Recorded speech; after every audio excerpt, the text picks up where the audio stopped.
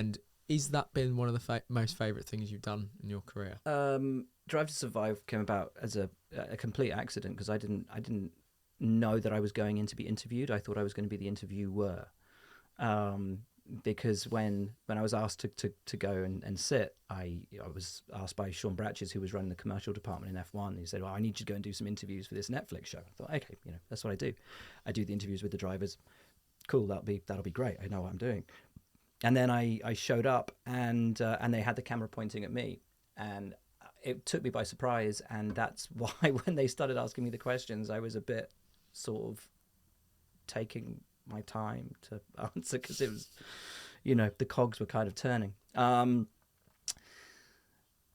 What I've really enjoyed with it is the ability to try to explain the sport to people who haven't watched it before. And I know some of the things seem really obvious and really basic, like if you qualify on pole, you start ahead of the other 19 drivers. But let's say you've never watched Formula One before. Let's say you've just watched the Olympics and you've watched the 100 meters final.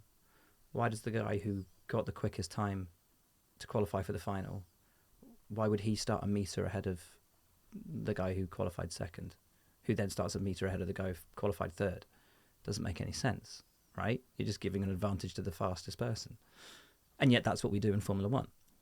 So sometimes there's a level of knowledge in the sport which we kind of take for granted, that actually if you're a new fan and it's your first race, you're not going to know these things unless somebody takes you by the hand and explains them to you. It seems obvious to us because we watch the sport and we love it, but if you don't know, you don't know. And everyone has their first race. Everyone has it with any sport. Everyone has their first match. Everyone has a day where you start from zero and you understand nothing. Did you have any idea, though, what that show was going to become? No. Like, did you have any idea what you were doing when you were sat in that chair filming and what that then was going to do when that first season went out? No, and I don't think anyone did. I think that the producers knew they had a real opportunity to do something special. And when they discovered the brilliant kind of personalities in the sport, like Daniel Ricciardo, like Gunther Steiner, those guys who really became the linchpins of the show,